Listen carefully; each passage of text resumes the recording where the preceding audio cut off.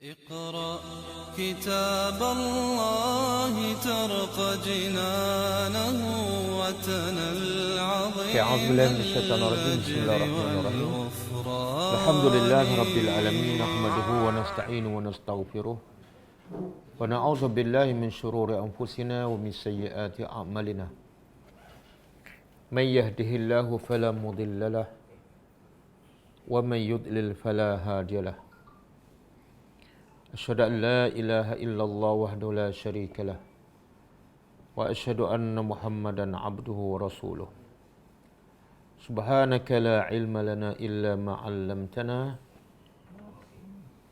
إنك أنت العليم الحكيم اللهم علمنا ما ينفعنا وانفعنا بما علمتنا وزدنا علما.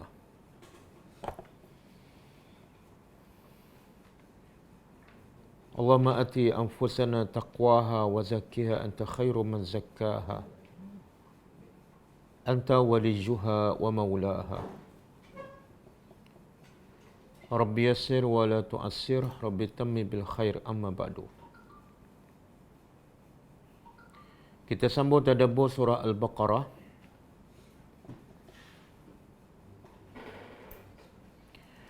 Kita sampai ayat yang ke-26.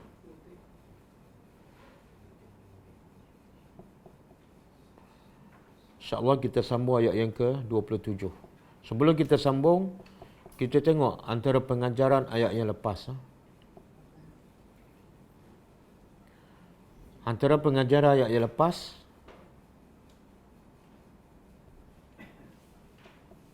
pertama, maksud ayat yang lepas, Allah beritahu, A'udzubillahi minasyaitonirrajim, innallaha la yastahyi an yadriba masalah ma ba'udatan fama fawqaha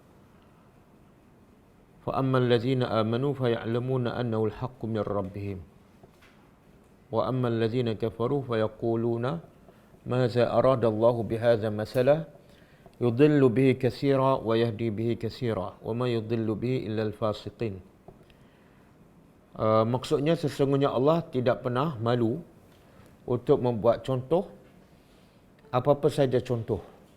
Termasuklah contoh seekor nyamuk yang ataupun yang lebih kecil daripada nyamuk ataupun lebih besar daripada nyamuk.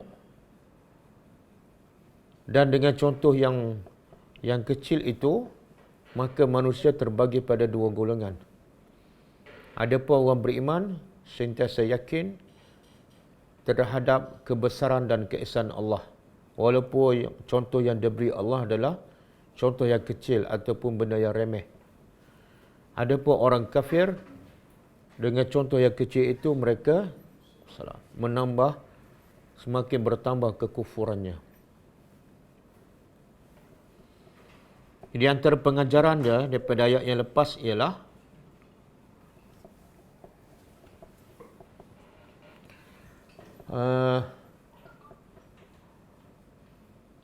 membuat contoh perumpamaan adalah salah satu cara pendidikan yang berkesan.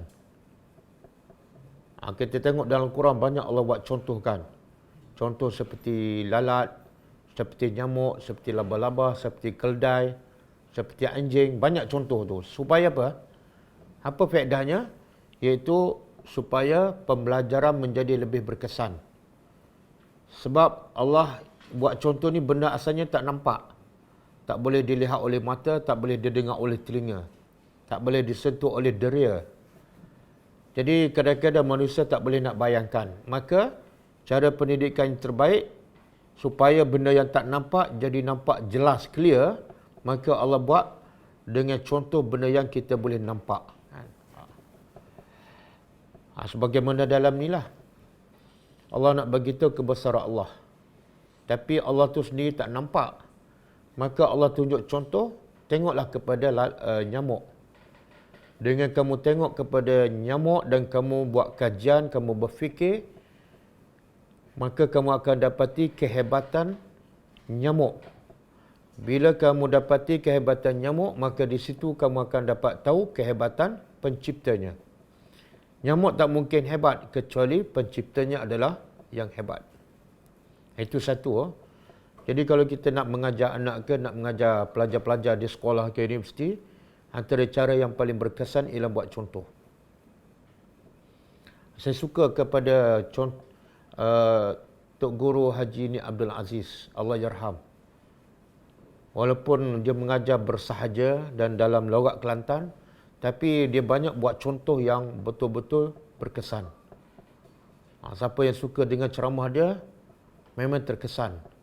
Sebab apa? Antara cara dia ialah suka buat contoh. Contohnya antaranya, dia kata pahala ni macam duit. Manusia cari pagi petang siang malam untuk dapatkan duit. Manusia boleh jadi gila kalau tidak ada duit. Dan kalau duit banyak pun boleh jadi gila juga. Jadi banyak manusia habiskan masa untuk duit. Kenapa? Sebab bagi manusia duit adalah segala-galanya. Kalau tak ada duit, semua benda tak boleh jalan. Maka Tok Guru Ni Aziz kata, maka bila mati je, RM ke US dollar ke semua tak laku. Walaupun ada 1 bilion. Tapi ada satu benda lain yang laku yang menggantikan tempat duit itu. Dia bukan RM, bukan USD dollar, tapi pahala. Jadi kalau kat dunia ada duit boleh buat apa saja, maka di akhirat besok ada pahala boleh buat apa saja. Dan kalau kat dunia tak ada duit, tak boleh buat apa-apa, maka di akhirat besok bila mati je tak ada pahala, tak boleh buat apa-apa. Bahkan akan diazab. Jadi kalau kamu bersungguh-sungguh habiskan masa, habiskan umur cari duit, maka kamu juga kena lebih bersungguh-sungguh cari pahala. Sebab duit untuk hidup 70 tahun. Tapi pahala duit ni untuk hidup selama-lamanya. Maka logiknya, untuk hidup selama-lama kena lebih banyak daripada duit yang untuk hidup 70 tahun. Kan? Okey. Itu pengajaran pertama. Pengajaran kedua, daripada ayat yang cerita pasal nyamuk tu, dengan contoh nyamuk tu menjadikan manusia yang berfikir akan semakin rasa rendah diri dan hina. Tengok nyamuknya, dia rasa hina. Kenapa? Kenapa? Sebab nyamuk antara binatang paling kecil, boleh gigit dia dan boleh menyebabkan dia tak boleh tidur. Walaupun body dia besar. Tapi dia hanya diganggu oleh satu makhluk yang paling kecil. Maknanya dia tu sangat lemah. Kadang-kadang dengan seekor nyamuk menyebabkan dia terlentang. Terbaring di hospital sebulan. Sebab apa? Malaria, kan? Denggi. Kadang-kadang dengan sebab makhluk nyamuk yang paling kecil tu, dia terpaksa habiskan kos untuk rawat penyakitnya puluh-puluh ribu. Sebab apa? Sebab dia masuk hospital KPJ, kan? Jadi bila dia tengok je nyamuk, dia akan berfikir dan akan rasa, ya Allah, hinanya aku, rendahnya aku, tidak ada nilainya aku. Sebab apa? Dengan nyamuk yang kecil pun aku tak boleh lawan. Dan pengajaran ketiga, orang beriman, apa saja yang Allah buat contoh yang besar ke, contoh yang kecil ke, kalau orang tu beriman, imannya akan semakin bertambah. Semakin Allah buat contoh, besar ke kecil, kesannya apa? Imannya semakin meningkat. Keyakinan kepada Allah semakin mantap. Adapun orang kafir, apa saja Allah buat contoh, yang besar pun dia komen, yang kecil pun dia kata remeh-temeh. Maka dengan contoh yang Allah bagi, semakin menjadikan dia kufur kepada Allah Subhanahu wa ta'ala. Tak ada yang ketiga. Tak ada yang ketiga. Dengan contoh yang Allah bagi dalam Quran, satu, iman semakin meningkat. Yang kedua, iman semakin merudum. Yang ketiga tak ada. Merudum pun tak, meningkat pun tak. Tak ada yang ketiga. Dia sebenarnya iman ada tak maintain je. Dia naik meningkat pun tak, menurun pun tak. Ada tak? Masa umur 30, iman dia 80% kan?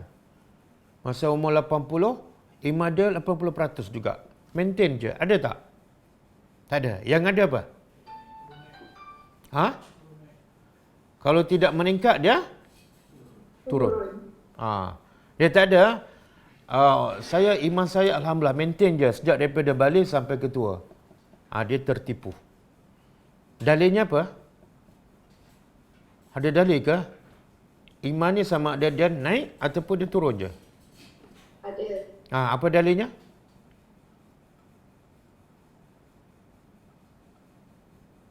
Apa dia? Bila ada tak boleh jawab, sebenarnya tiada lah tu. Dia surah Al-Muddassir. Surah Al-Muddassir. Cuba buka. Sebelum kita sambung. Cuba tengok surah Al-Muddassir.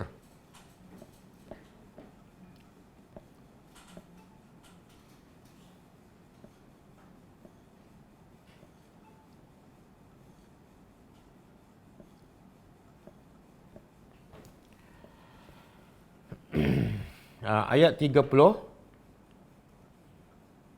dan 37. Muka surat 576. Muka surat 576.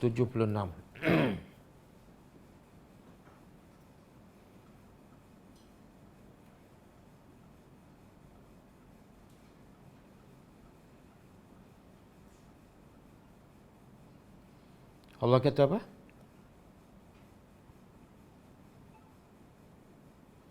Naziran lil bashar. Ayat 36 kan? Peringatan kepada manusia. Apa dia? Quran. Ia adalah peringatan untuk manusia. Lepas tu, liman sya'a minkum. Peringatan untuk manusia itu untuk siapa? Liman sya'a minkum.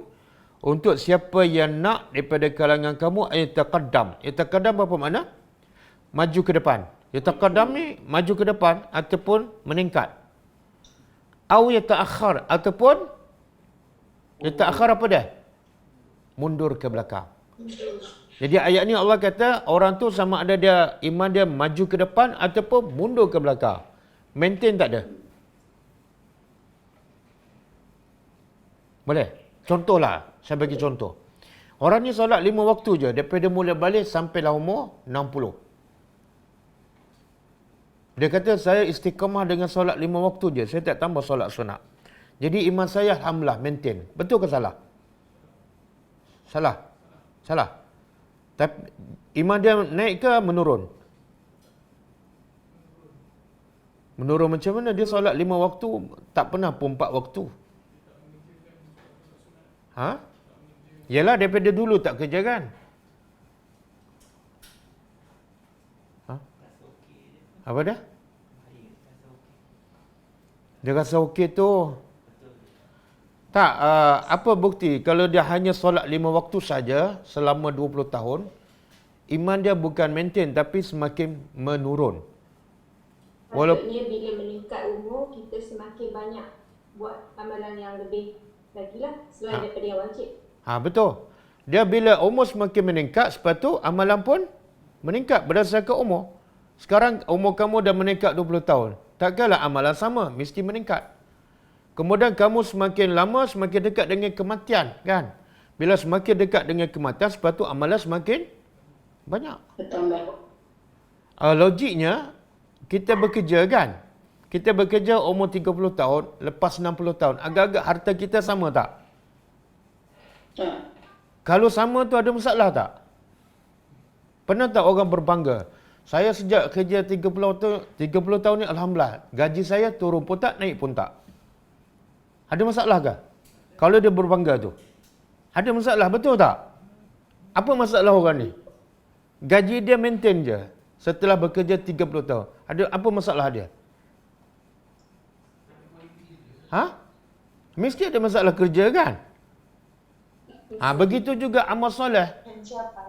Begitu juga amal soleh. Tak naik pangkat. Macam tu je. 5 waktu je.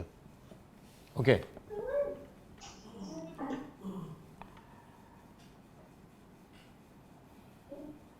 Kita balik pada ayat kita. Jadi antara lebih kurang 3 saya bagi pengajaran daripada ayat yang lepas. Jadi ayat hari ini, hujung ayat lepas Allah kata apa? Ulaika humul fasiqun. Mereka itulah orang yang fasiq.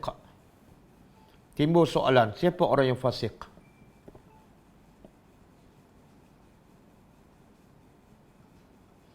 Allah kata orang yang bila Allah buat contoh yang remeh, yang kecil, dia mempersoalkan. Dia tanya, apa ni? Kenapa contoh yang pasal nyamuk, pasal lalat kan? Tak ada contoh lain ke? Tuhan kata hebat tapi cakap benda yang remeh kan? Mana Allah kata orang ni hukumnya fasik kan? Okey, kita nak tahu siapa orang yang fasik ni? Apa ciri-ciri dia? Mungkin kita termasuk orang yang fasik. Jadi ayat hari ini ialah cerita tentang ciri-ciri orang yang fasik. A'udzubillahi minasyaitonirrajim. Allazina. Ayat bila bermula dengan allazina makna dia nak ceritakan sifat yang disebut sebelum ni. Sebelum ni apa dia? Fasiqun. Kan? Lepas sebut al-fasiqun allazi. Maknanya allazi ni nak menceritakan sifat al-fasiqun. Sama juga dalam awal surah Baqarah kan? Zalikal kitab hudan la raiba fi hudan lil muttaqin. Quran itu adalah petunjuk untuk orang bertakwa. Siapa? Lepas tu apa dah? Allazina yu'minuna bil ghaib. Jadi cerita allazina yu'minuna bil ghaib ialah sifat orang bertakwa. Jadi kalau siapa mendakwa dia orang bertakwa, cek tengok ada tak sifat ni. Kan? Dan kalau siapa mendakwa dia orang yang fasik, sahkan ada tak sifat yang seterusnya. Okey, siapa orang yang fasik? Allazina iaitu allazina orang-orang yang quduna, mereka apa makna an-naqdu? An-naqdu dalam bahasa Arab makna dia al-fasakhu. Naqdu mungkin kita jarang dengar. Tapi fasakhu ataupun fasakh. Biasa dengar tak? Fasakh. Ha? Bila digunakan perkataan fasakh? Ha? Talak. Cerai. Cerai. Biasanya fasakh ni daripada pihak mana? Perempuan. Perempuan. Jadi apa makna fasakh? Minta dipisahkan. Minta dibatalkan perjanjian perkahwinan. Jadi yang kudu makna mereka membatalkan. Orang yang fasik, sifat utama mereka ialah mereka yang membatalkan ahdallah, janji Allah. Janji Allah bila ni? Dari ba'di, selepas. Ba'di ni selepas kan? Orang kita biasa guna tak ba'di? Ba'di tak Ba'di tak pernah kan? Tapi solat sunat ba'diyah kan? Solat sunat ba'diyah mana? Solat sunat selepas fardu. Kalau sebelum? Solat sunat qabliyah. Okey. Orang yang fasik, sifat pertama, mereka suka ataupun selalu membatalkan perjanjian dengan Allah. Bila ni? Dari selepas termeterai. Ataupun selepas perjanjian dikuatkuasakan. Okey, ini sifat pertama. Apa perjanjian ni? Kita nak faham. Mereka ni suka melanggar perjanjian dengan Allah. Perjanjian apa ni? Perjanjian ni, kata Al-Maraghi dalam tafsir Al-Maraghi, ahdullah ada dua. Satu, mengikut fitrah. Yang kedua, ad-din. Perjanjian dari segi agama. Okey, perjanjian Allah yang selalu manusia batalkan ialah yang selari dengan fitrah. Contoh apa dia? Contoh dalam surah Al-A'raf ayat 179. Surah Al-A'raf ayat 179. Allah kata apa? Lahu qulubun la yafqahuna biha wa lahum a'yun la yubsiruna biha walahum azanun la yasma'una biha ulaika kal an'am bal hum adallu. Maksudnya Allah kata mereka ni ada akal tapi tak guna akal untuk tujuan sebenar akal dicipta. Apa tujuan akal dicipta? Ialah fikir tentang apa? Tentang kebesaran Allah. Kan? Bukan fikir pasal nafsu, pasal nak makan sedap, kan? Jadi bila dia ada akal tapi tak guna untuk berfikir kebesaran Allah, dia melanggar perjanjian Allah. Walahum a'yunun, bagi mereka ada mata tapi mereka dengan mata tak guna untuk melihat kebesaran Allah, dia langgar perjanjian Allah. Bagi mereka ada telinga tapi mereka tak guna telinga untuk mendengar ayat-ayat Allah, untuk mendengar tazkirah. Dia dengar benda yang melarakan. Dia termasuk al-fasikun, yang melanggar perjanjian dengan Allah. Jadi anggota badan kita ni semua ada perjanjian, ada sign kontrak. Aku bagi mata untuk melihat kebesaran Allah. Aku bagi akal untuk berfikir tentang ayat-ayat Allah, tentang kebesaran Allah. Kita pun sign kontrak tu. Tiba-tiba kita salah guna, itu termasuk melanggar perjanjian. Bahkan apa saja nikmat yang Allah bagi pada kita, kesihatan kan? Kita ada perjanjian dengan kesihatan. Iaitu kita akan gunakan kesihatan kita untuk mentaati Allah. Tapi kita guna untuk benda yang lara, maka kita termasuk al-fasikun. Boleh? Bila berlaku perjanjian tu?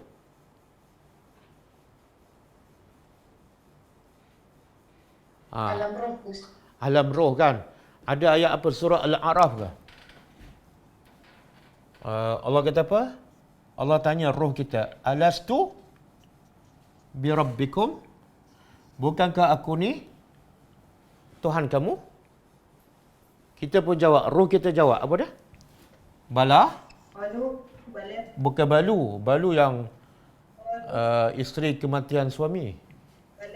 Bala syahidna. Ni. Syahidna. Ditanya kepada roh kita, Tuhan tanya, bukankah aku ni Tuhan kamu? Maknanya kamu adalah hamba aku. Apa kewajipan hamba pada Tuhan? Sembah. Maka kita pun mengaku, bala, bahkan syahidna, kami bersaksi. Tiba-tiba kita sembah nafsu. Kita membatalkan perjanjian. Boleh? Ramai tak yang membatalkan perjanjian dengan Allah? Kita ingat orang Yahudi je yang suka membatalkan perjanjian. Orang Islam ramai tak? Ramai.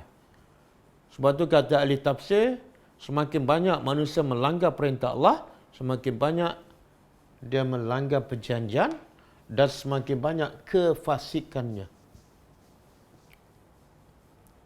Okey.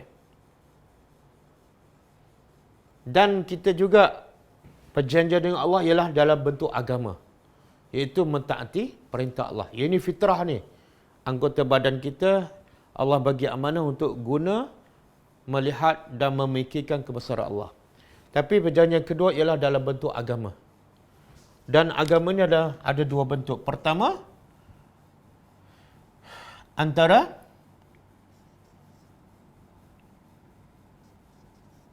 bain Allah wa ibadihi. Yang kedua, bainal ibad ma'al al-ibad. Perjanjian dari sudut agama iaitu antara Allah dengan hamba. Kan? Kita berjanji untuk sembah Allah, untuk solat, untuk puasa, untuk bersedekah, untuk bantu orang miskin, untuk tutup aurat. Tapi akhirnya kita melanggar perintah. Maksud itu kita membatalkan perjanjian dengan Allah. Okey, ini perjanjian antara Allah dengan kita. Yang kedua, perjanjian kita dengan manusia, sesama manusia. Suami isteri ada tak perjanjian? Ada. Anak-anak dengan bapa ada tak perjanjian? Ada. Bapa dengan anak ada perjanjian. Kita dengan kawan-kawan, kita dengan sahabat ada perjanjian. Perjanjian kita dengan kawan-kawan apa dia? Kekawan sesama Islam. Apa dia? Menunaikan hak dia, kan? Yang Nabi kata hak Muslim kata Muslim ada 6. Bila jumpa, senyum dulu. Senyum dan bagi salam. Kita adalah bersaudara. Senyum dan sebagai salam. Senyum. Lepas tu, bagi salam. Bila dijemput, terima jemputan. Bila sakit, ziarah. Bila dia dapat berita gembira, ucap tahniah. Bila ada kematian, itu antaranya. Dan Nabi kata kamu tidak akan beriman sehingga kamu sayang mengiringi jenazah, ya. Dan juga Nabi kata kamu tidak akan beriman sehingga kamu sayang saudara kamu. Itu perjanjian kita, iaitu mesti sayang pada dia sebagaimana kita sayang pada diri kita. Kita tak suka kita ni jahil agama. Kita rasa rimah bila tak tahu, tak faham Al-Quran. Kita pun belajar. Tapi kita biarkan saudara kita jahil agama tak belajar. Kita melanggar perjanjian. Iaitu antara manusia dengan manusia. Antara orang Islam dengan orang Islam yang lain. Boleh? Wajib tolong-menolong dalam perkara yang baik. Itu perjanjian. Wajib tolong-menolong dalam perkara mencegah kemungkaran. Itu perjanjian. Kita pernah tak berjanji untuk tidak sembah syaitan? Pernah tak? Siapa ada sign kontrak untuk tidak sembah syaitan? Ada ke tak ada? Untuk engkar kepada tauhid, Ustaz. Ada tak perjanjian tu? Saya ulang soalan. Kepada tauhid. Tak, soalan dia, pernah tak kita buat perjanjian dengan Allah agar tidak akan menyembah syaitan? Dan mungkin kita juga melanggar perjanjian tu. Ada tak perjanjian tu? Siapa ada buat sign kontrak? Ada? Azhar? Lihat. Lafaz kat mana? Kat Fatihah. La ilaha illallah. Syahadat. Tak. La ilaha illallah. Ma'budu bihaq illallah. Tak, okey lah. Bukan, jawapan tu tak salah. Tapi bukan jawapan tak ikut skema. Dia ada ayat yang Allah kata, bukankah aku dah berjanji dengan kamu agar kamu jangan sembah syaitan. Tuhan cakap direct. Ada tak dalam Quran? Maksud dia macam ni. Bukankah aku dah... Ha? Adam. Ada. Ada. Dalam surah Adam. Masa dalam bentuk roh lagi. Tak apalah dalam bentuk roh ke apa ke, tapi ayat di mana ayat tu? Yang saya ulang Allah tanya kita, kalau kita baca ayat ni kita faham, kita tahu di mana ayat ni. Allah tanya kita, bukankah aku dah berjanji dengan kamu agar kamu jangan sembah syaitan? Sebab syaitan adalah musuh yang nyata.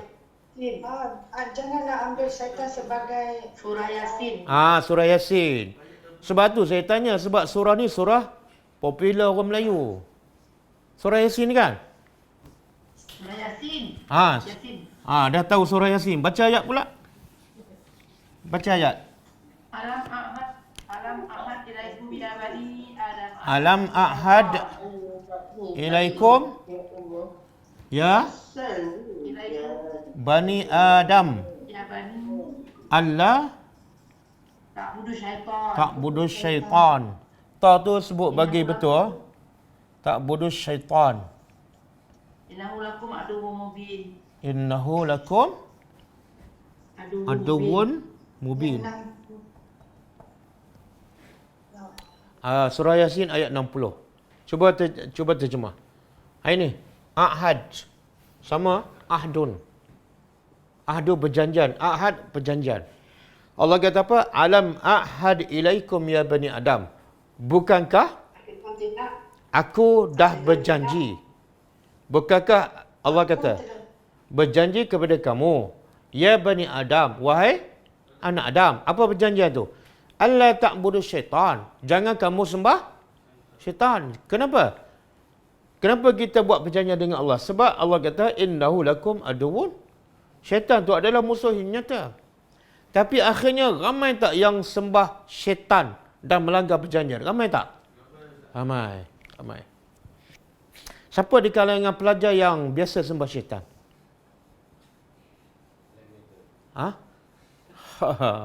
Black metal. Tengok dia tak perasan dia tu. Black metal juga yang kena. Ha? Sebenarnya apa maksud sembah syaitan?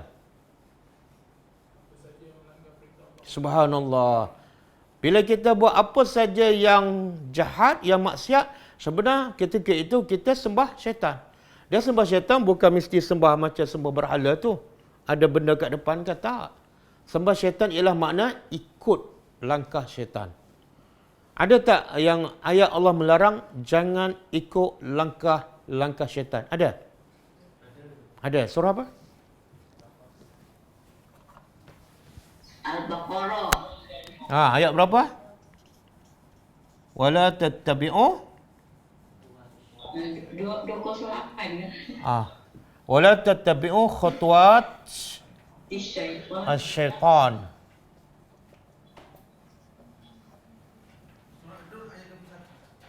Surah apa? Surah An-Nur ada, surah Baqarah ada. Wala tattabi'u, tengok Allah larang, haram. Wala tattabi'u, jangan kamu ikut. Ikut apa ni? Allah tak kata ikut syaitan. Allah kata ikut langkah syaitan. Syaitan ada langkah tak?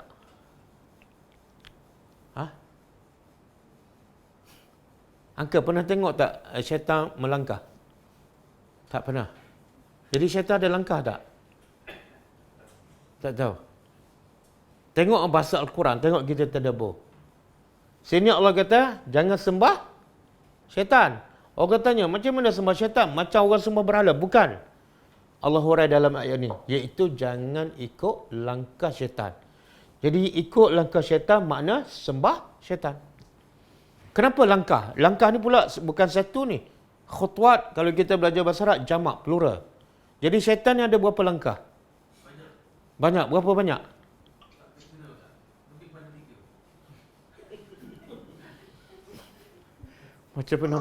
Macam pernah berkawan je. Soalan dia, kenapa Allah kata langkah-langkah?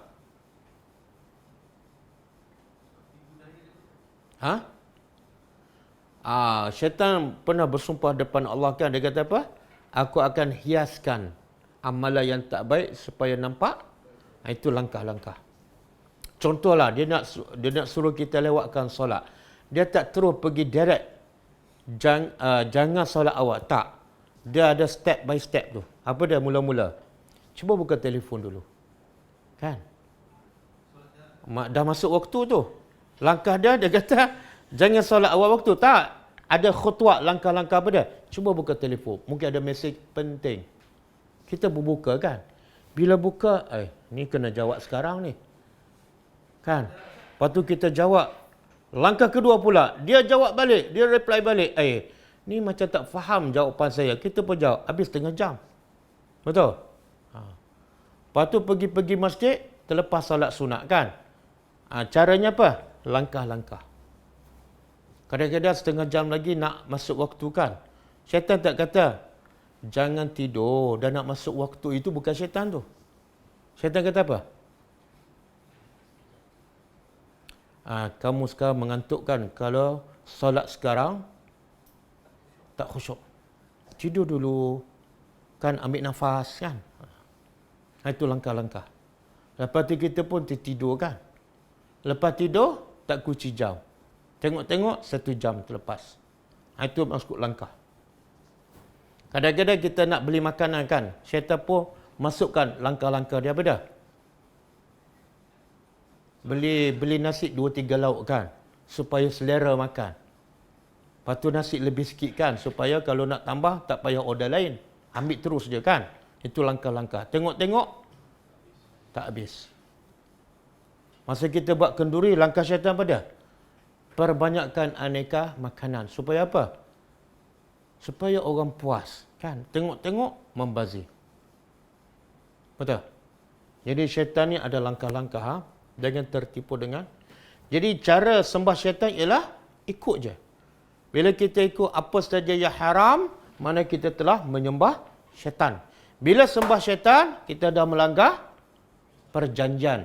Dan bila melanggar perjanjian dengan Allah, kita termasuk orang yang fasik. Cuma fasik ni, macam kita dah belajar sebelum ni, ada dua kan. Satu fasik yang besar, iaitu dia sampai tahap keluar daripada Islam. Macam kita ni, tak keluar daripada Islam, cuma fasik yang kecil, tapi mungkin fasik kecil tapi buat dosa besar. Kan? Kalau dosa kecil berterusan, dia naik taraf jadi dosa besar, dia fasik juga. Termasuklah yang melanggar perjanjian ni ialah yang ada sifat munafik. Apa sifat munafik? Bila bercakap, bohong. Itu melanggar perjanjian. Bila berjanji, mungkir. Itu melanggar. Bila diberi amanah, itu melanggar perjanjian. Boleh? Banyak tak berlaku di kalangan orang Islam? Sebab itulah ayat ni, walaupun asalnya Allah turun kepada orang Yahudi, satu. Yang kedua, kepada orang musyrikin Mekah. Tapi pengajarannya adalah untuk semua. Apa kaedah tu? Al-ibrah bi umumil lafzi walisa bi khususi as-sabab. Pengajaran ayat adalah mengikut keumuman lafaz, bukan kekhususan sebab turun ayat. Okey. Satu, sifat fasik. Yang kedua, wa yaqta'una. Dan mereka qata'a apa dia? Qata'a.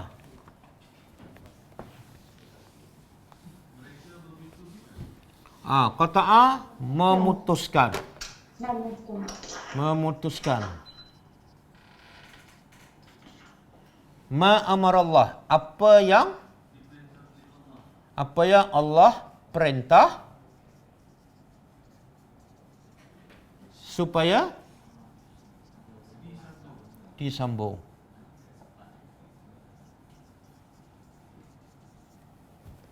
Tengok yang qata'u daripada perkataan qata'ah ataupun qata'u. Yusalu daripada perkataan wasal. Jadi perkataan ni biasa kita dengar dan mungkin biasa kita belajar. Qata'u asalnya qat'un.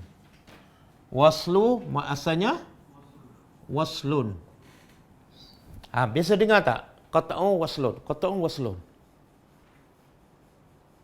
Siapa yang biasa belajar tajwid dijumpa ni? Apa dia makcik-makcik? Makcik-makcik yang suka mengaji Quran sampai ketua tu. Apa dia? Dia hamzah kan? Hamzah ada dua. Satu hamzah qat'u. Yang kedua hamzah wasal. Dah lupa dah? Okey. Semua tak mengaku. Tak apalah. Kena belajar lagi lah. Okey. Sifat kedua orang fasik ialah memutuskan apa yang Allah perintah supaya sambung. Apa dia tu? Allah perintah sambung, dia putus. Yang paling besar bila sebut memutuskan ialah memutuskan hubungan silaturahim. Sebab tu memutuskan hubungan silaturahim, hukumnya apa? Haram, dosa kecil ke dosa besar? Dosa kecil ke dosa besar? Besar. Besar. Ada dalil? Ada dalil tak? Ada apa dia? Okey, bercakap tanpa dalil. Dosa kecil ke dosa besar?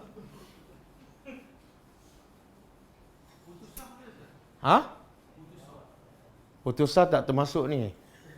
Tak termasuk. Jangan salah tafsirkan ayat Quran ikut pendapat sendiri. Okey, ada dalil lah. Hadis sahih. Nabi kata, hadis sahih riwayat Bukhari.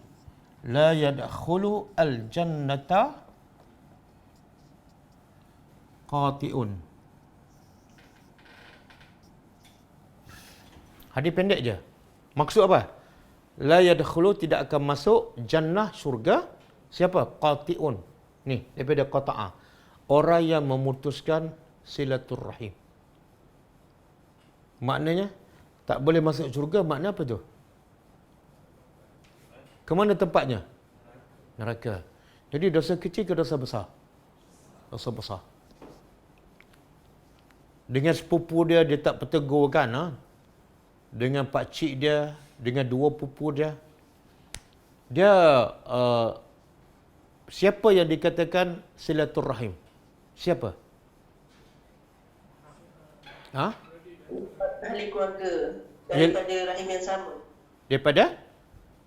Jalur keturunan yang sama lah. Rahim. Oh, sampai bila ni? Sampai ke Adam? Kalau macam tu semua ada hubungan lah, sebab semua bermula daripada Adam. Yang Afrika pun saudara mara kita tu. Dia ulama bagi kaedah, dia yang keempat ke atas. Bapa, atuk, moyang. Apa lagi atas pada moyang? Ha? Nenek moyang ke? Dia empat ke atas. Pecahan tu semua silaturrahim. Lepas pada empat tu, mana yang kelima dah bukan dah. Tapi kita yang keempat dah tak tahu siapa kan. Kita paling tahu bapa kita, atuk kita. Moyang pun dah tak tahu kan. Boleh? Jadi sepupu rahim. Dua pupu rahim. Tiga pupu rahim.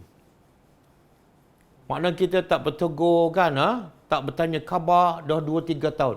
Hukumnya dosa besar. Dan kalau kita mati dalam keadaan macam tu, la yadkhulu al-jannah, tidak akan masuk syurga. Boleh? Dan mereka ni adalah orang yang fasik. Ramai tak? Kadang-kadang yang putus hubungan silaturahim ni kadang-kadang siapa ni? Yang belajar agama ni. Kan? Kadang-kadang kaki masjid ni, kadang-kadang imam. Kadang-kadang nazir. Ya. Dia geram dengan pakcik dia. Kadang-kadang pakcik dia tak solatkan. Dia geram sangat. Dia tak balik kampung, tak pernah bertanya khabar 10 tahun. Maka nazir tu termasuk orang yang fasik. Boleh? Apa lagi? Hubungan apa ni? Dalam tafsir, kalau kita baca tafsir Al-Maraghi, tafsir Syekh Shalih Utsaimin, termasuklah putus hubungan dengan Allah. Yang paling besar, putus hubungan dengan Allah. Yang kedua, putus hubungan dengan Rasulullah. Kalau dengan sunnah Nabi, dengan hadis Nabi, dia buat tak tahu. Sebenarnya orang ni termasuk putus hubungan dengan Nabi. Yang ketiga, putus hubungan dengan sesama Islam. Secara umum. Yang tadi silaturahim yang ada hubungan kekeluargaan. Ini sesama Islam. Sebab tu Allah kata apa? Allah ciptakan kita semua, laki perempuan, berbagai bangsa, berbagai puak. Apa tujuan? Lita'arafu, supaya kamu berkenalan dan supaya kamu berkasih sayang. Bila tidak ada perkenalan, sedangkan kita ada masa, ada peluang dan tak ada kasih sayang, ulama kata termasuk orang yang memutuskan hubungan silaturahim. Boleh?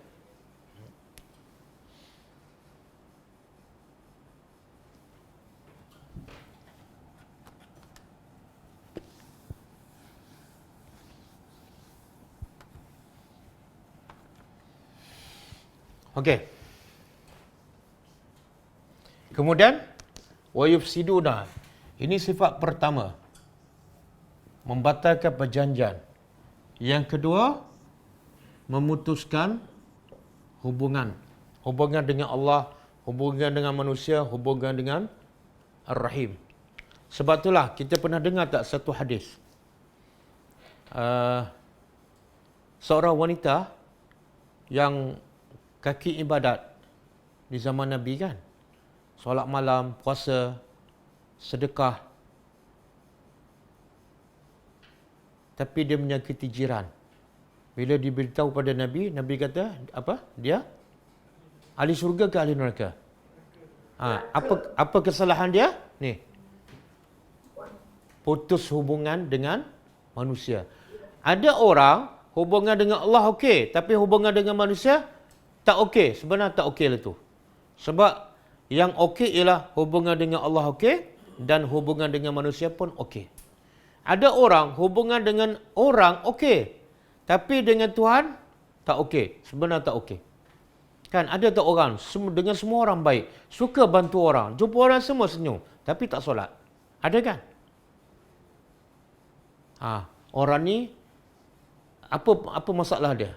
Iaitu dia buat baik dengan manusia tapi tak buat baik dengan Tuhan dia. Dia ada putus hubungan dengan salah satu ni. Jadi menyambung hubungan ialah dengan Allah, dengan kerabat kita dan juga dengan manusia se-Islam. Okey, wa yufsiduna fil ard, dan sifat yang ketiga. Yufsiduna, mereka melakukan kerusakan. Di mana ni? Fil ardi, di bumi. Apa kerusakan ni? Sifat ketiga orang fasik buat kerusakan di atas muka bumi. Apa kerusakan ni? Okey, kalau dia tidak syirik, dia beriman tapi dia pecahkan kereta orang. Termasuk tak? Termasuk. Cuma kerusakan yang paling besar ialah A, pecahkan kereta, B, tak solat. Yang paling besar melakukan kerusakan ialah kerusakan dari segi agama. Boleh? Sebab itulah Khidir, kan, kisah Khidir dengan Musa. Dia bunuh budak kecil sebab apa? Sebab apa dia bunuh budak kecil? Sebab budak tu bila besar akan melakukan kerusakan. Tapi Khidir juga pecahkan kapal. Dia buat tak kerusakan? Dia pecahkan kapal orang miskin. Buat tak kerusakan? Buat tak? Okey, Khidir termasuk tak orang fasik? Kenapa pula dia buat kerusakan? Sebab raja tu ambil kapal. Apa dia? Yalah, tadi kata buat kerusakan. Dan di sini Allah kata sifat. Apa dia? Kerana Allah yang perintah. Kerana Allah perintah menyelamatkan. Kerajaan yang zalim ketika itu akan merampas. Tapi dia pecah kapal. Dia pecah kapal tu kerusakan tak? Kerusakan. Dia kerusakan yang ada dua. Satu, kerusakan yang betul-betul merosakkan. Yang kedua, kerusakan untuk membaiki.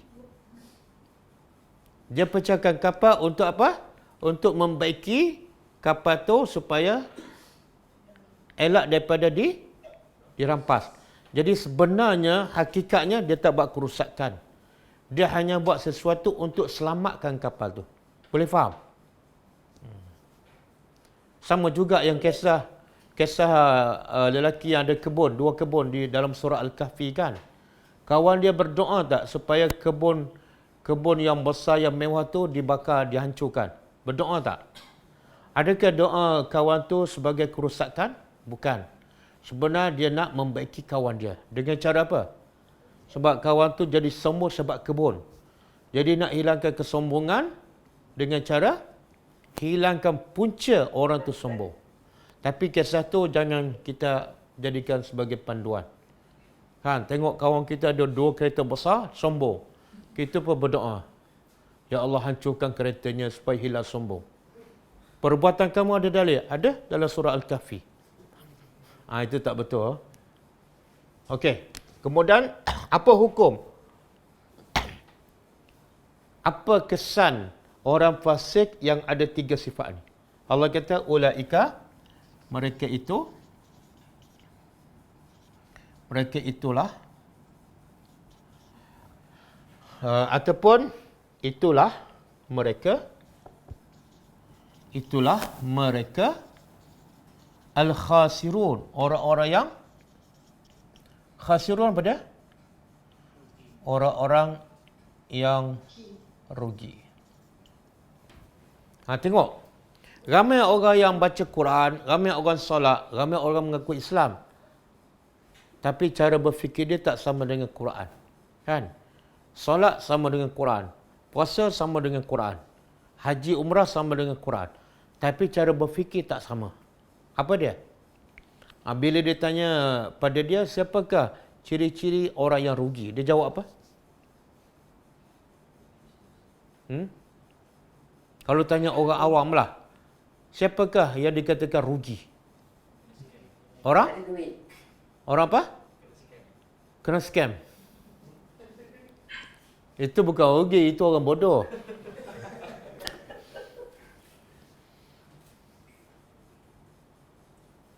Orang miskin, orang tak ada duit kan? Tapi itu bukan cara Al-Quran. Quran kata apa? Orang yang rugi bukan orang miskin. Bukan orang tak ada duit. Bukan orang bankrupt dalam perniagaan. Orang yang rugi ialah yang membatalkan perjanjian dengan Allah. Setiap kali dia langgar perintah Allah, semakin besar kerugiannya. Orang yang rugi ialah orang yang memutuskan hubungan silaturahmi. Dia kaya gila. Tapi dengan sepupu tak bertegur, dengan pakcik dia pulau kan. Dia adalah orang yang rugi. Okey. Kemudian Allah bertanya, Kaifa? Kaifa apa makna? Kaifa. Kaifa ni soalan untuk tanya apa? Kaifa haluka? Kan? Kaifa haluka? Kaifa bagaimana? Hal lah dia jadi bahasa Melayu. Hal engkau, keadaan engkau. Apa khabar lah, kan? Jadi kaifa ni tanya soalan. Tapi saya dah banyak kali, soalan dalam bahasa Arab ada dua tujuan. Pertama, soalan untuk mendapat jawapan. Nak ke mana, kan? Ada nak jawapan. Apa khabar? Satu lagi soalan, bukan nak jawapan. Tapi nak apa? Nak mencela, nak mengutuk, nak menyindir. Ni kenapa ni tak berhenti lagi makan ni? Itu soalan nak menyindirkan, nak jawapan. Ini dah berapa lama makan ni? Kan? Berat badan dah berapa sekarang ni? Okey, jadi soalan ni, kaifa ni bukan untuk mendapat jawapan. Allah Maha mengetahui. Tapi dalam tafsir, soalan ni adalah untuk menunjukkan satu kepelikan. Pelik apa ni? Orang yang Allah akan sebut ni. Yang kedua, Allah nak mencela orang macam ni. Yang ketiga, Allah nak mengingkari. Ada tiga ni. Kaifa di sini ada tiga maksud.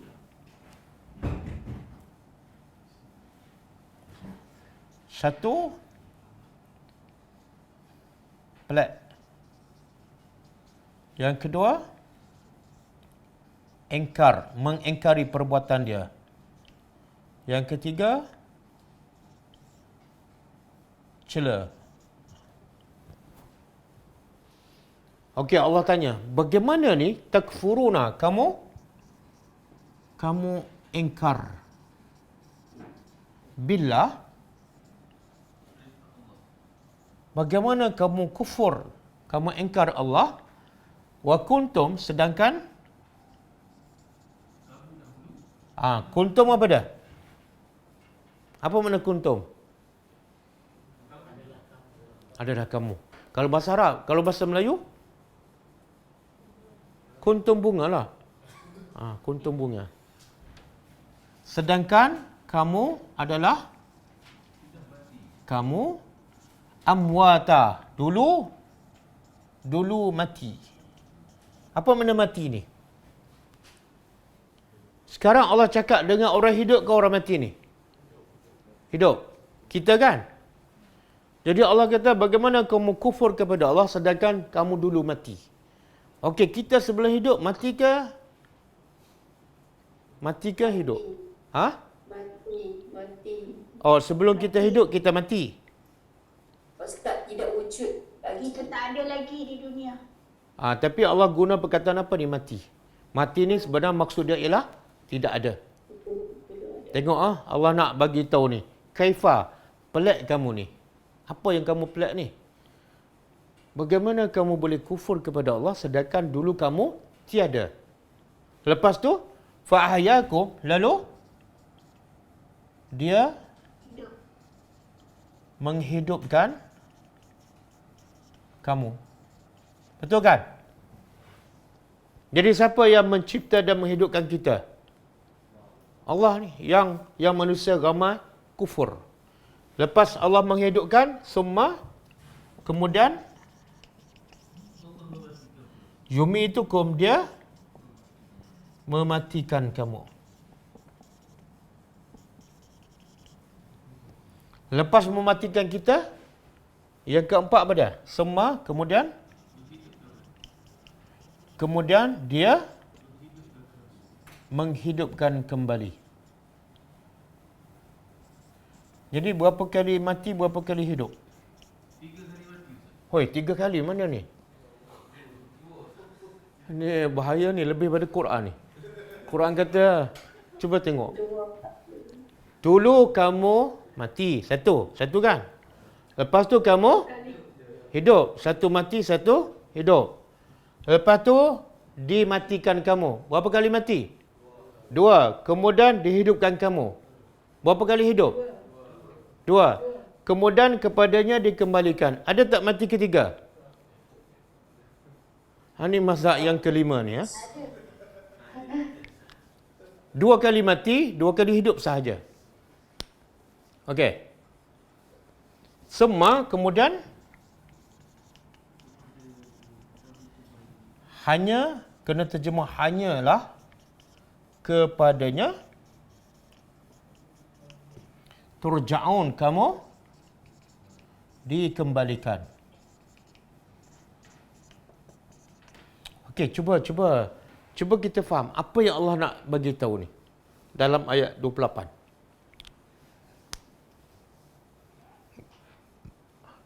Kita dah terjemahkan, kalau setakat kita faham maksud, itu baru dia panggil tafsir. Itu tafsir. Tadabbur apa dia? Kita faham yang tersirat. Kita dapat keluarkan pengajaran. Dan kita boleh jadikan panduan dalam kehidupan kita. Jadi apa yang Allah nak sampaikan dalam ayat ni? Cuba fikir.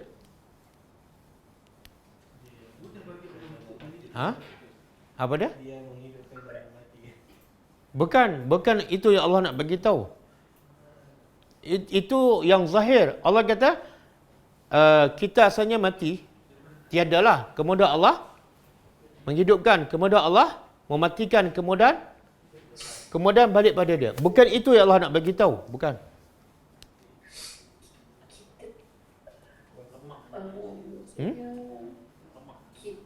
Apa dia?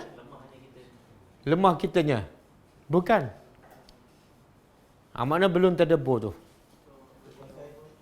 La haula wala quwwata illa billah. La haula wala ni ada jawapan ke tak ada jawapan? Ada, maksudnya kita kebesaran awal. Bukan. So, kita hendaklah beribadat kepada Allah semasa kita dihidupkan. Bukan. Kita dimintai dan diperkutuk pertanggungjawaban dan akan mendapat balasan atas segala amal dan perbuatan. Panjangnya tapi jawapan salah. Menunjukkan kebesaran Allah. Bukan.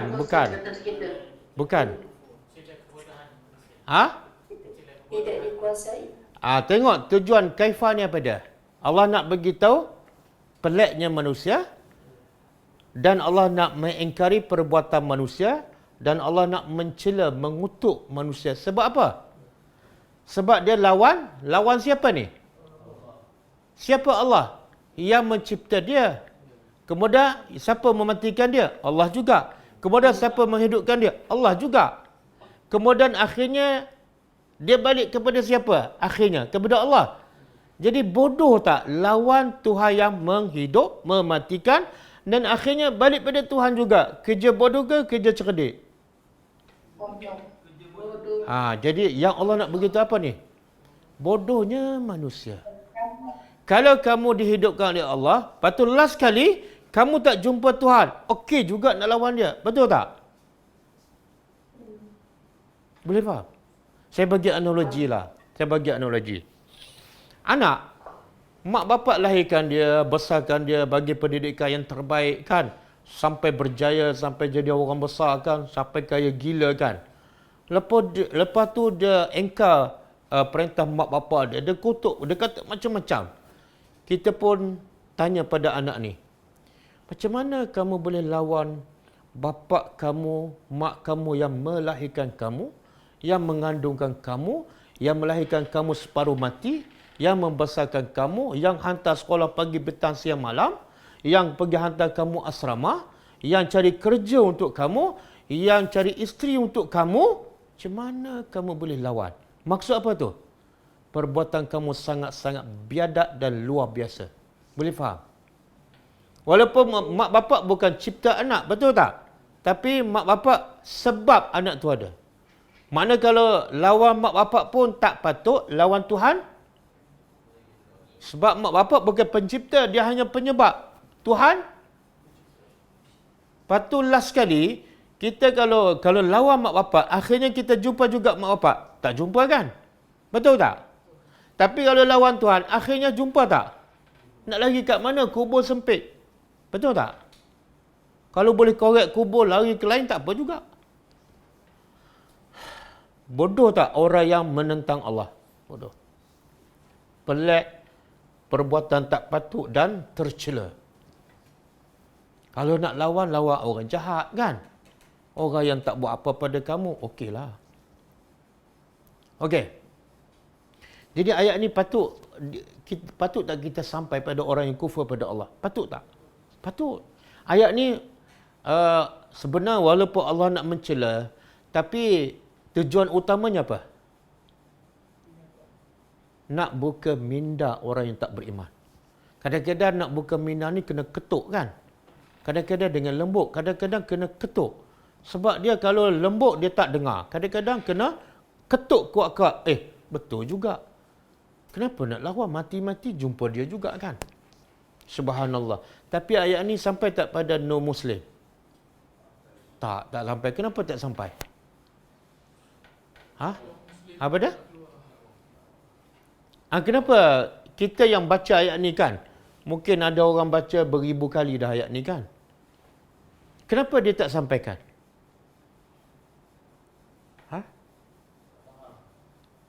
Sebab dia sendiri pun tak faham. Kan? Jadi kalau dia sendiri tak faham, macam mana dia nak bagi orang Cina dan India faham kan? Jadi dia khianat amanah tak? Dia khianat amanah tak ni? Membatalkan perjanjian dengan Allah. Apa dia? Baca Quran, kena faham, kena amal, kena sampaikan. Tapi dia membatalkan perjanjian. Dia baca, faham pun tak, amal pun tak, sampai pun tak. Jadi akhirnya ramai tak orang di luar sana tak faham mesej yang Allah nak sampaikan. Betul tak? Sebaliknya, orang musyriki di Mekah, di Madinah, semua ayat yang Allah tuju pada mereka sampai tak pada mereka? Kenapa? Kenapa sampai?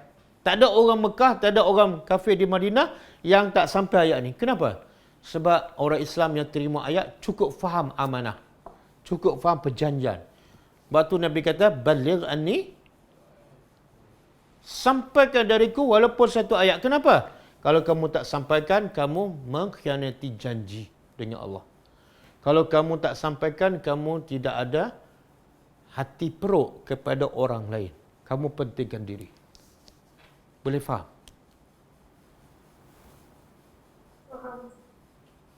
Okey, lepas faham?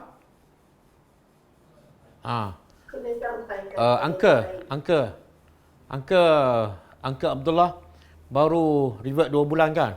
Dah faham kan? Dah faham tak ayat ni? Oh, hebat Angka. Sebab ada orang Melayu 20 tahun tak faham lagi. Kan? Satu nikmat tu, satu nikmat. Revert terus dengan tadabbur. Oh, satu nikmat. Dan Angka ada peluang besar untuk sampaikan pada saudara mara yang non-Muslim. Kawan-kawan, Angka pun boleh bahasa Inggeris, boleh bahasa Cina kan. Faham pula Quran, satu nikmat yang besar. Boleh Angka? InsyaAllah. Okey, cukup setakat ni. Okey, yang Zoom ni boleh ada soalan tak? Sebelum kita baca soalan daripada Facebook.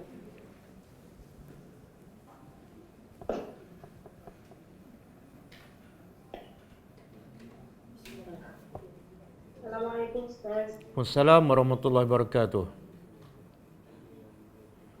Saya daripada Sabah Ustaz. Ya. Saya ada 3 soalan. Boleh tak? Boleh tanya satu dululah. Okey. Ustaz, adakah kita telah dikira telah menyampaikan dakwah sekiranya kita hanya menggunakan medium penulisan sahaja?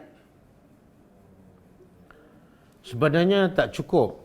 Sebab dakwah ni dia kena berdepan supaya mesej tu jelas sampai dan kita pun dapat pastikan orang yang kita sampaikan dia dengar dan dia faham.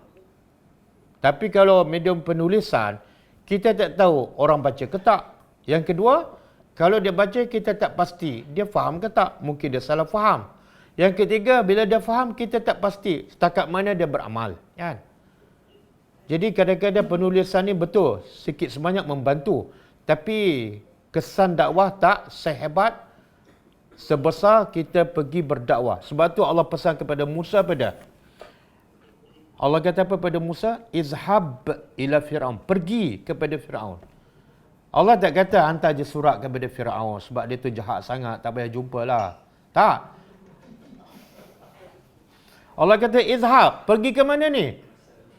Bukan pergi ke masjid. Sebab orang jahat mana pergi masjid? Izhab, pergi ke istana Fir'aun.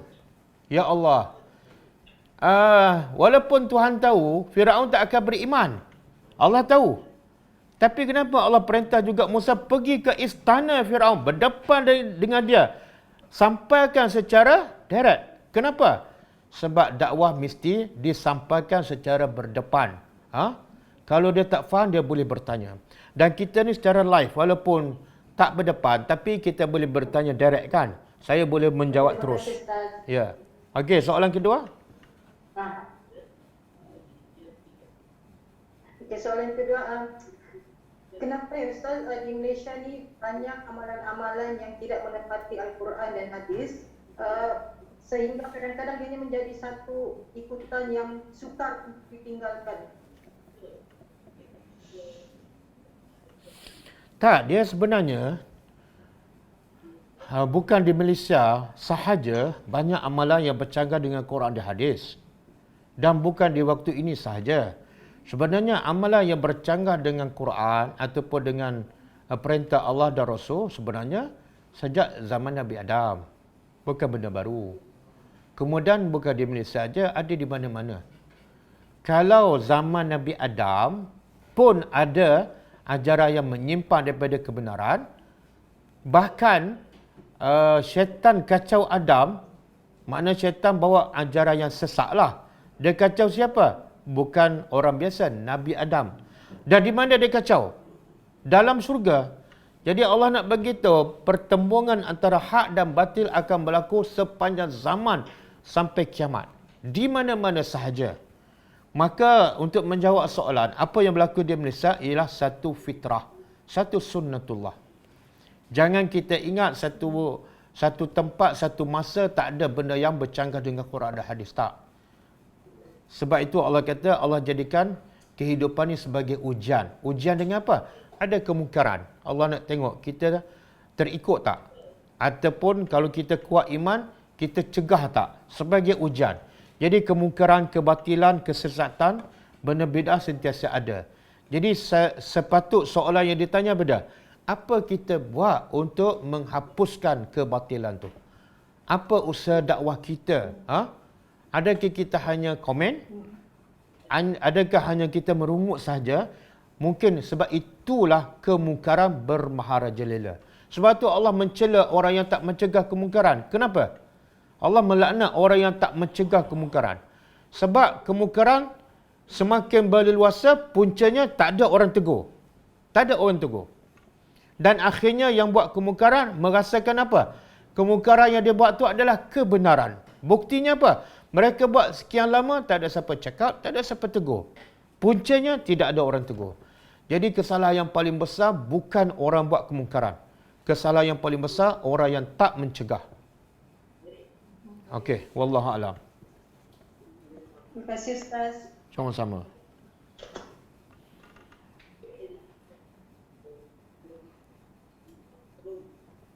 Ada lagi soalan? Saya baca kat Facebook. Wais Al-Amin, soalan. Apa tu? ESPK apa tu? ESPK ada jemputan kenduri.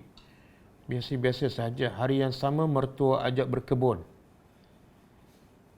Anak-anak semua dah rancang lama dah. Yang mana nak dahulukan? Esok. Oh, silap taik lah. Esok ada jemputan kenduri biasa-biasa saja. Hari yang sama mertua ajak berkebun.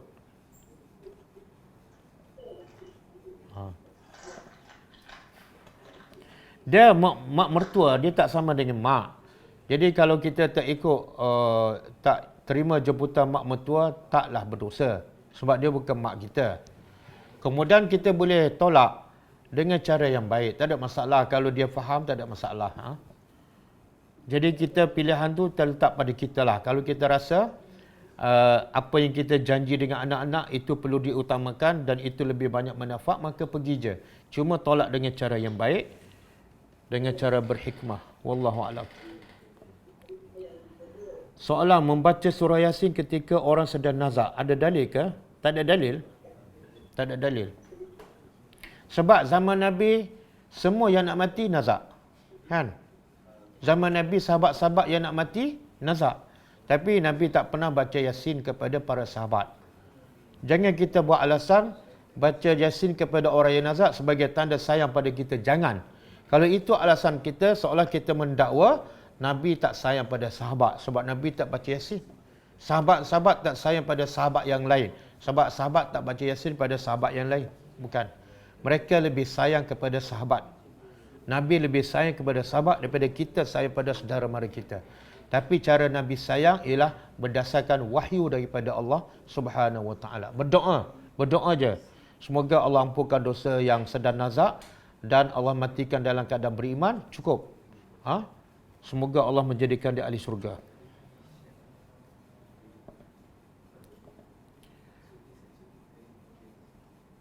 Ada soalan daripada Zoom. Apa pandangan Ustaz kalau kita belajar tadabbur tapi tak belajar tajwid? Tak betul lah. Baca, dengar. Ulama sepakat mengatakan baca Quran dengan betul, dengan bertajwid, hukumnya fardu ain. Mana setiap orang mesti wajib baca Quran dengan betul. Kalau baca salah, berdosa. Adapun belajar tajwid, hukumnya fardu kifayah. Mana kalau 2-3 orang dah belajar, yang lain tak wajib belajar. Tapi baca dengan betul, hukumnya wajib. Macam mana belajar tak wajib, tapi baca dengan betul, wajib. Kadang-kadang dia boleh baca dengan betul bukan dengan cara belajar. Kan? Kadang-kadang dia dengar je kaset. Dia ikut, boleh baca dengan betul.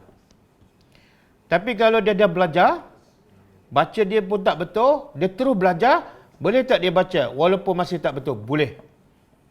Sebab apa? Sebab Nabi sebut dalam satu hadis, Al-mahiru bil-Quran ma'as-safarati al-kirami al-bararah. Wallazi yaqra'u wa yatatatta' wa yashukku fi qira'atihi falahu ajrani. Atau kama qala sallallahu alaihi wasallam. Nabi kata orang yang mahir dengan Quran, bacaannya mahir, tadabburnya pemahir, beramal pun okey, orang ni sama tinggi dengan kedudukan para malaikat yang baik. Taraf dia sama dengan malaikat. Dan kemudian Nabi kata orang yang baca gagap. Dia dah belajar tapi baca gagap.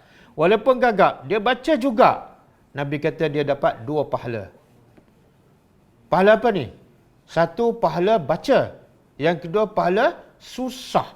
Subhanallah. Nikmat dalam Islam. Susah pun dapat pahala. Jadi tak betul lah. Setengah-setengah ustaz dia kata apa?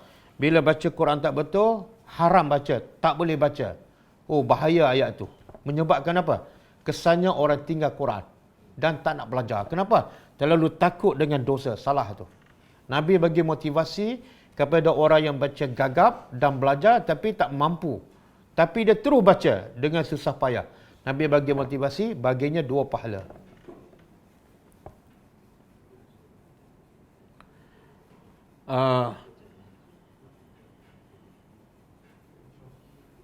Jadi yang belajar tadabbur sahaja, tak belajar tajwid, betul kan? Teruskan belajar tadabbur dan mula belajar tajwid. Macam mana nak jaga silaturahim terhadap orang yang telah menzalimi kita? Sebab tu Allah puji al-muhsinun, kan? Orang yang bakal masuk syurga, Allah kata mereka ni masa kat dunia muhsinun. Siapa muhsinun? Pertama, hubungannya dengan Allah ihsan. Kalau dia sembah Allah, kalau dia salat, seumpama dia nampak Tuhan. Itu ihsan dengan Allah. Yang kedua, ihsan dengan manusia. Siapa ni? Yang buat baik pada orang yang buat jahat pada dia. Ni, soalan. Macam mana kita nak jaga silaturahim terhadap orang yang telah menzalimi kita? Macam mana? Macam itulah. Lagi dia buat zalim, lagi kita buat jahat, lagi dia zalim pada kita, lagi kita balas kebaikan, lagi tinggi kedudukan kita. Sebab kalau dia buat baik, baru kita buat baik, itu tak hebat. Itu dia panggil apa? Dia buat baik, kita pun buat baik. Itu biasa. Itu dia panggil apa? Balas budi lah, kan? Yang hebat apa dia? Orang buat jahat, kita buat baik. Macam Nabi pergi ke Taif kan, orang Taif buat jahat tak pada Nabi. Ya, baling batu. Nabi buat apa? Nabi buat baik pada orang yang zalim. Nabi angkat tangan berdoa. Subhanallah. Okey, macam mana nak jaga? Dakwah patut dilakukan kepada semua orang. Khususnya pada bangsa kita lah. Orang yang paling mudah kita berdakwah kepada bangsa kita. Tapi boleh juga kita berdakwah kepada siapa saja. Kepada China, India dan sebagainya. Soalan. Kenapa perintah beriman kepada orang kafir disebut perjanjian dengan Allah? Bukankah membuat perjanjian dengan makhluk itu merendahkan martabat Allah Subhanahu Wa Taala itu sendiri?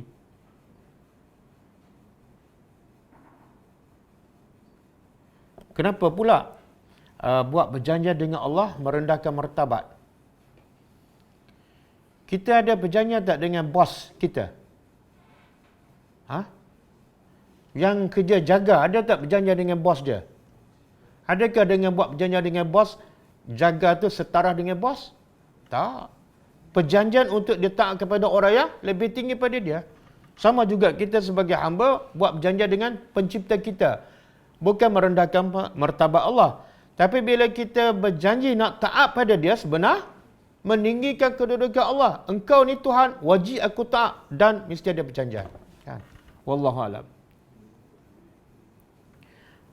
Saya tak selesa gusar kongsi kalimah Allah boleh berdalilkan Al-Fatihah, Al-Ikhlas, Al-Kafirun. Saya tak selesa gusar kongsi kalimah Allah.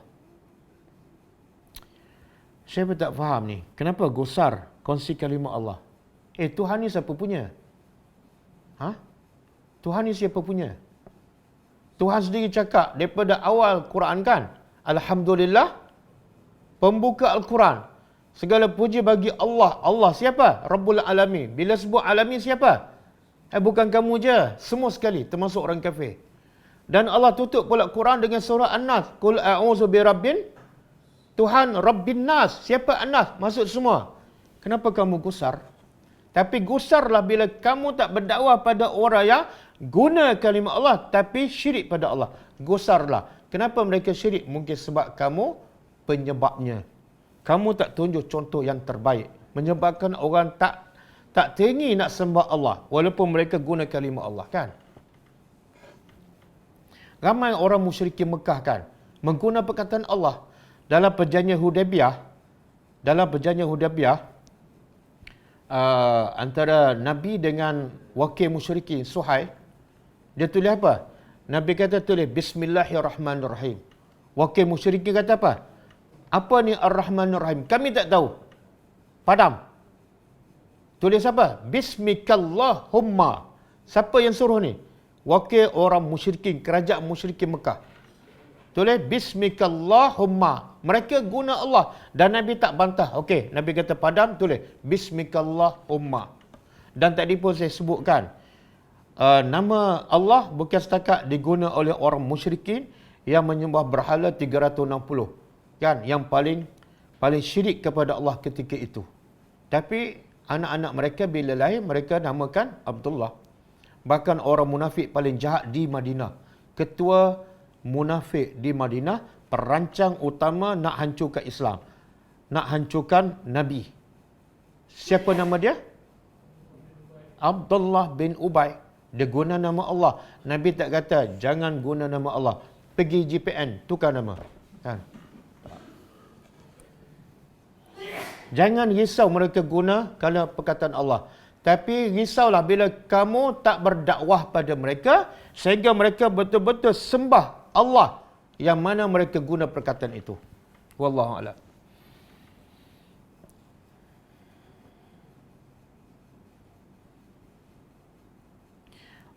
Ustaz, jika terkilang sebab ditipu dan tak sengaja putus silaturahim, kita ada sebab kita ditipu.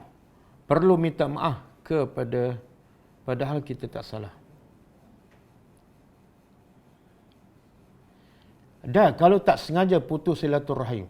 Siapa tak tahu tak sengaja putus silaturahim? Dia putus silaturahim, dia tak mungkin berlaku dalam keadaan tak sengaja. Ni mesti ada niat kan? Mesti ada niat. Kalau kita sibukkan dengan urusan dunia, kita pun tak berhubung dengan dia. Itu bukan putus. Itu bukan putus. Putus ni, biasa kita bersambung, tanya khabar, bagi salam, tiba-tiba kita tak hubungi dia. Tak bertanya khabar. Jumpa pun tak bagi salam. Itu putus. Dia kena beza menyambung silaturahim dengan ziarah. Kadang-kadang orang tu balik kampung. Orang tanya, nak ke mana ni? Nak menyambung silaturahim. Sedangkan dia tak pernah putus pun dengan orang kampung tu. Itu bukan menyambung. Itu dipanggil apa? Mengeratkan silaturahim. Menyambung ni apa? Saya nak sambung silaturahim. Kenapa? Pakcik saya dah bergaduh 5 tahun dah. Itu baru menyambung. Kan? Wallahu a'lam. Boleh tak Ustaz buat tadabbur surah Al-Fatihah? Dah buat pun. Tengok rakaman lama. Saya rasa ada 2 rakaman pasal surah Al-Fatihah. Kan? Kalau saya asyik ulang surah yang sama, tak habislah 30 juzuk. Jadi saya nak pastikan insya-Allah sebelum saya mati habis tadabbur 30 juzuk. Patutkah dakwah pada kaum kerabat dulu sebelum dakwah orang jauh? Ya, memang patutlah. Orang yang paling dekat, orang yang paling kita sayang dan orang yang bila kita ada masalah, mereka lah yang pertama bantu dan pertahankan kita.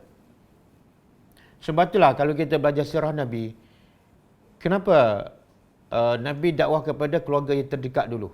Khadijah kan? Kenapa? Sebab bila tak berdakwah pada keluarga, dia akan menjadi penghalang dakwah kita sampai pada orang lain. Kenapa? Orang akan tengok, isteri kamu pun kamu tak dakwah, sibuk nak dakwah kami. Akhirnya orang tak terima dakwah kita. Sebab tu settle keluarga kita dulu. Kita dah settle, dah berdakwah, dia tak nak terima, itu masalah lain. Wallahu a'lam.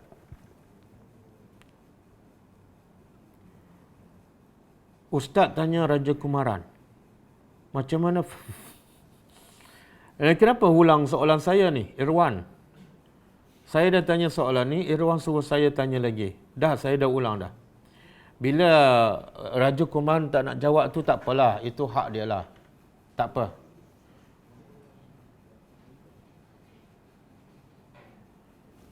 Surah Ali Imran ayat 81 apa ni? Nama tulis bahasa Siam, soalan tulis Jawi. Surah Ali Imran ayat 81.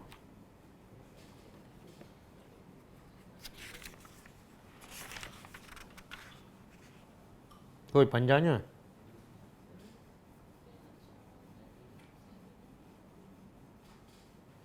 Ini pasal perjanjian Allah dengan Bani Israel.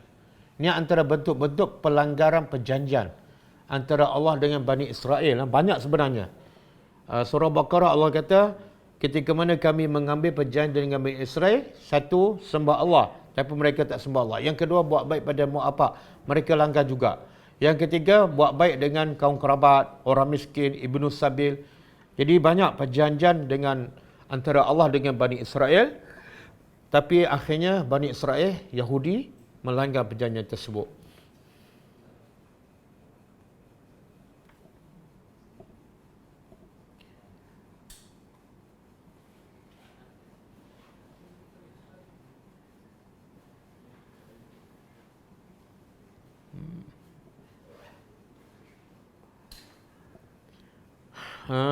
Ustaz, Assalamualaikum. Waalaikumsalam. Mana dakwah yang lebih utama? Dakwah mengajak masuk Islam atau dakwah terhadap adik-beradik dan keluarga terdekat? Saya dah jawab tadi. Utamakan kerabat dulu supaya kita dan keluarga boleh jadi contoh. Tapi dalam masa yang sama tak salah, sambil kita berdakwah keluarga, kita terus pergi berdakwah kepada jiran kepada orang luar tak salah. Sebab Nabi peringkat awal dakwah, Nabi sampai pada isteri, pada sahabat Abu Bakar dan juga pada Bilal, seorang hamba dan bukan bangsa Arab.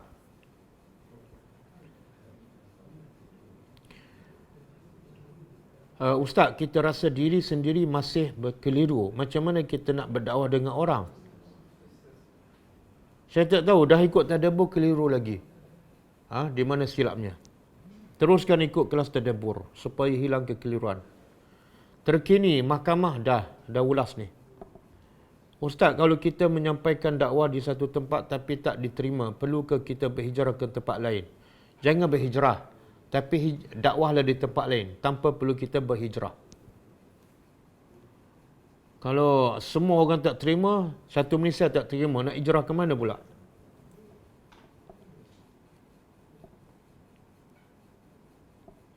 Okey, cukup Okey, satu soalan last. Ustaz, macam mana kalau mak ayah tak nak belajar Al-Quran tapi suruh anak belajar Al-Quran? Subhanallah. Allah sebut dalam surah Baqarah satu amaran keras kepada orang yang suruh orang lain buat kebaikan tapi dia tak buat. Allah kata apa? Atamuruna an-nasa bil birri wa tansawna anfusakum wa antum tatluna al-kitab afala taqilun? Maksud dia, adakah patut kamu menyuruh orang buat baik dan kamu lupa diri kamu untuk buat kebaikan, sedangkan kamu baca kitab? Afala taqilun? Kamu tak berakal ke? Jadi orang suruh orang lain buat baik tapi dia tak buat, Allah kata orang ini tak berakal. Seumpama orang nak orang lain masuk syurga, dia rela masuk neraka. Ini orang tak berakal ni. Nak masuk neraka dan nak suruh orang masuk syurga, ini tak berakal. Contoh analogi lah. Dia suruh orang semua pergi sekolah. Aku tak nak pergi sekolah. Aku nak jadi penganggur je. Biar semua orang benci aku. Ini orang tak berakal ni. Jadi saya doakan supaya mak bapak yang suruh anak ni belajar Al-Quran, mak bapak pun diberi hidayah supaya juga belajar Al-Quran dan agama. Okey, cukup kelas kita. Maaf, Ustaz, boleh tak saya tanya satu soalan sekejap je? Ya. Okey. Saya sebenarnya tentang ibu saya. Ibu saya ni dulu diceraikan masa saya 5 tahun ya. Dia arwah ayah saya lah kahwin lain. Tapi kita tak pernah berhubung. Jadi sementara diceraikan tu memang saya dan mak saya dan adik-beradik saya je lah. So, adakah tanggungjawab saya untuk menghubungkan silaturahim ni, yang sebab keluarga bapa saya lagi satu, ada anak lain lah, maksudnya adik-adik angkat saya yang saya tak pernah jumpa kat KLCC sekali, tapi kita jumpa kasih salam je, lepas tu itu je. Perlu ke saya merapatkan lagi atau sebab kita dah biasa tak sekali. Faham tak? Adik-beradik tiri? Adik-beradik angkat. Maksudnya keluarga lagi satu kita tak biasa sekali. Maksudnya... Adik-beradik tiri lah ni? Adik-beradik tiri ke adik-beradik angkat? Adik-beradik tiri, sorry. Tiri. So, jadi memang masa tempoh diceraikan lah daripada saya 5 tahun. Memang tak biasa keluarga bapa saya sebelah, cousin-cousin pun kira tak rapat sangat lah. Memang saya dengan mak saya dengan adik-beradik saya je.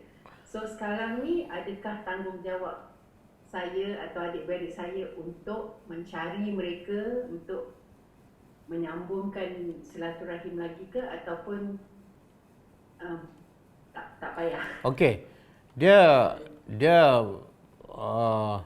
ikut pandangan saya, ini bukan kes putus hubungan silaturahim. Dia putus ni yang dah betul-betul rapat, baik kan, tiba-tiba kita putus. Tapi ni daripada awal lagi bukan putuskan, tapi cuma tak mesra, tak rapatkan. Dan sekarang pun lebih kurang macam dulu. Dia bukan kes putus hubungan silaturahim. Cuma kalau kita usaha cari untuk rapatkan hubungan, sebab sikit sebanyak ada hubungan tu kan, adik-beradik kan, cuma tiri je. Maka kalau kita ada masa dan ada ikhtiar, kalau kita boleh cari dia, sambung rapatkan hubungan, lagi baguslah, lagi bagus. Sebab Allah sebutkan, kalau secara umum Allah kata kami jadikan lelaki perempuan dan berbagai bangsa untuk berkenalan. Walaupun tak ada hubungan, silaturahim, walaupun berbagai bangsa pun Allah suruh kita jumpa dan berkenalan. Maka apatah lagi yang ada hubungan. Wallahu a'lam. Okey, cukup ah? Jadi kelas kita akan datang besok pukul 10.30 dan insya-Allah besok kami akan ke Kuantan misi dakwah di sana dan insya-Allah lepas maghrib kita akan beritahu, lepas maghrib kita akan buat tazkirah kuliah maghrib yang tajuknya lebih kurang iaitu Isra' dan Mi'raj dari persepsi dakwah. Kan biasa orang cerita Isra' dan Mi'raj pasal apa? Pasal kisah Nabi Isra' Mi'raj dapat perintah solat kan. Tapi saya nak sentuh Isra' dan Mi'raj dari persepsi dakwah insya-Allah. Okey, kita tutup dengan membaca tasbih kafarah. Subhanakallahumma wa bihamdika asyhadu an la ilaha illa anta astaghfiruka wa atubu ilaik. Assalamualaikum warahmatullahi wabarakatuh. كتاب الله ترقى جنانه وتنى العظيم الأجر والغفران.